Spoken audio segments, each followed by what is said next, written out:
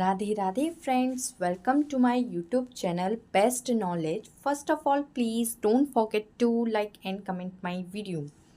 आज हम पढ़ेंगे बीएससी फर्स्ट सेमेस्टर में मैथ्स की सेकंड बुक इंटीग्रल कैलकुलस का chapter number 3 beta and gamma functions, जिसका आज ही लेक्चर नंबर फर्स्ट है। अगर आपको इसके प्रीवियस के चैप्टर्स के लेक्चर्स देखने हैं तो डिस्क्रिप्शन में उसकी बनी बनाई प्लेलिस्ट का लिंक है, आप वहां से जाकर मेरे प्रीवियस के सारे लेक्चर्स देख सकते हैं। साथ ही साथ मैं आप लोगों को बता दूं, जिससे आपको कन्फ्यूज़न नहीं हो, बीएससी फर्स्ट सेमेस्टर में एमजेपीआरयू यूनिवर्सिटी में मैथ्स की 2 बुक लगी हुई हैं, जिसमें से फर्स्ट बुक है differential calculus and the second book is integral calculus. First book के लेक्चर्स आपको मेरे चैनल पर मिल जाएंगे, वो कंप्लीट हो चुकी है। तो अगर आपको डिस्क्रिप्शन में उसका भी लिंक दिया है, देखना है तो आप देख सकते हैं। अब सेकेंड बुक स्टार्ट हो गई है, जिसके 2 चैप्टर्स हो चुके हैं। आज ये इसका तीसरा चैप्टर स्टार्ट होने जा रहा है, जिसका ये फर्स्ट लेक्चर है। First of all, beta and gamma functions chapter करने से पहले आपको इसके फॉर्मूले पता होने चाहिए। इस वाले चैप्टर में ज़्यादा फॉर्मूले नहीं हैं, बस थोड़े से फॉर्मूले हैं और फॉर्मूला बेस्ड ही क्वेश्चन है। तो ये चैप्टर बहुत ज़्यादा अच्छा और एग्ज़ाम के पॉइंट ऑफ व्यू से इम्पॉर्टेंट होता है। तो लेट्स स्टार्ट।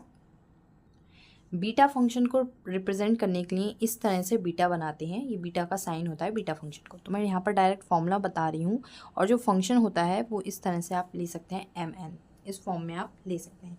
तो बीटा फंक्शन को रिप्रेजेंट करने के लिए आपको ये लिखना होगा, बीटा ब्रैकेट में एम और एन, क्योंकि जो फंक्शंस होते हैं वो एम और एन में होते हैं। बीटा फंक्शन का एक फॉर्मूला होता है, काफ़ी सारे फॉर्मूले होते हैं, हम एक एक करके पढ़ेंगे। तो जो फर्स्ट फॉर्मूला होता है वो होता है 0 to 1 इंटीग्रेशन 0 to 1 x की power m minus 1 minus x की पावर n माइनस 1 dx। ये होता है बीटा फंक्शन का फॉर्मूला। इंटीग्रेशन 0 to 1 x की power m minus 1 minus x की पावर n माइनस 1 dx। एक और फॉर्मूला होता है बीटा फंक्शन का, उसको भी देख लेते हैं। इन सब के यूज़ हम क्वेश्चंस में करेंगे। 1 बाय 1 में एक एक फॉर्मूले से रिलेटेड, एक एक फॉर्मूले पे बेस्ड क्वेश्चन आपको कराऊंगी, जिससे आपको कॉन्सेप्ट भी क्लियर हो जाए फॉर्मूले का। तो बीटा गामा फंक्शन पढ़ रहे हैं हम, तो उसमें सबसे पहले हम बीटा फंक्शंस पढ़ रहे हैं। बीटा फंक्शन का एक और फॉर्मूला होता है gamma n gamma m upon gamma m plus n. अब देखिए, ये जो मैं साइन बना रही हूँ, जो कि कुछ कुछ अंडर रूट की तरह लग रहा है, देखिए ये होता है गामा, इसको बोलते हैं गामा। इस साइन को हम क्या बोलते हैं? गामा। एक और फॉर्मूला होता है बीटा का, beta m comma n. Beta functions को इस तरह से डिनोट करते हैं, ठीक है। 0 टू इन्फिनिटी y की power m minus 1 over 1 plus y की power m plus n dy। आपने देखा, आपको एक फॉर्मूला तो मिला x के टर्म में, यानी कि x का वेरिएबल जो है उस टर्म में, और एक फॉर्मूला मिला y के वेरिएबल में। तो दोनों ही अवेलेबल हैं, और एक m और n में, ठीक है। एक फॉर्मूला और होता है, वो फॉर्मूला होता है 0 टू पाई बाई 2 साइन की पावर m थीटा कॉस की power n theta D theta. ये फॉर्मूला बहुत ज़्यादा इंपॉर्टेंट है, और इस बेसिस पे क्वेश्चंस बहुत आते हैं। m plus 1 upon 2 gamma n plus 1 upon 2 upon 2 gamma m plus n plus 2 over 2। एक ये भी फॉर्मूला काफ़ी ज़्यादा इंपॉर्टेंट है। अब हम पढ़ेंगे गामा फंक्शंस के फॉर्मूले।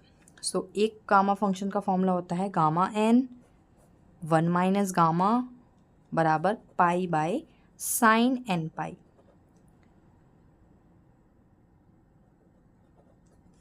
ठीक है। एक और होता है गामा का function gamma n 0 to infinity e to the power minus x की पावर n माइनस 1 dx। ठीक है, मैं सारे आपको यहाँ पर फॉर्मूले बता दे रही हूँ, ठीक है। फिर उसके बेसिस पे हम क्वेश्चंस करेंगे। एक और फॉर्मूला नहीं होता है, वैल्यू होती है गामा 1/2 की वैल्यू।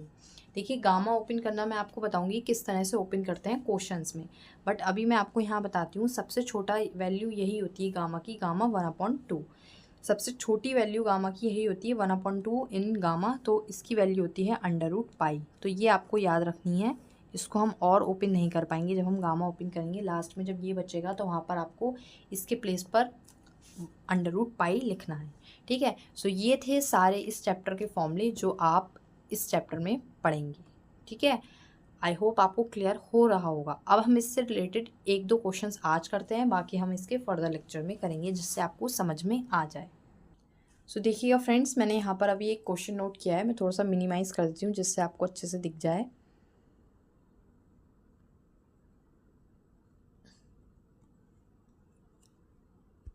अब ठीक है। सो ये क्वेश्चन है, इंटीग्रेशन 0 to π/2 लिमिट है ये, साइन एक्स की पावर 8/3 एंड सेक एक्स है ये, सेक एक्स की पावर 1/2 dx। अब इसको आपको यहाँ पर बीटा और गामा फंक्शन का जो एक फॉर्मूला है उसका यूज़ करके इसको सॉल्व करना है। तो ध्यान से देखिए इसमें कौन सा फॉर्मूला लगेगा, इसमें लगेगा ये वाला फॉर्मूला।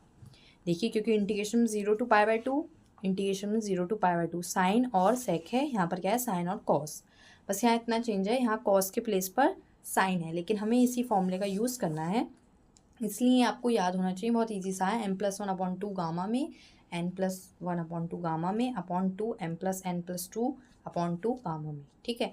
तो इसी का हमें यूज़ करना है, लेकिन यहाँ पर कॉस के बदले सेक है, कॉस के बदले सेक है, तो आपको चेंज करना आना चाहिए सेक को कॉस में कैसे चेंज करते हैं। तो सबसे पहले इसको चेंज करते हैं, limit 0 to π/2 as it is, sine बिल्कुल ठीक ठाक है तो ये भी एज इट इज़, यहाँ पर कॉस होना चाहिए बट सेक है, तो सेक जो है कॉस का अपोजिट होता है, ठीक है। सेक जो है कॉस का अपोजिट होता है, तो आप यहाँ पर लिख सकते हैं कॉस एक्स, बस क्या है पावर जो है वो नेगेटिव हो जाएगी, पावर के साइन चेंज हो जाएंगे, तो यहाँ पॉजिटिव है प्लस के 1/2, यहाँ पर हो जाएगी माइनस के 1/2 dx, ठीक है। अब ये हमारा बिल्कुल इस फॉर्मूले पे बेस्ड क्वेश्चन बन चुका है।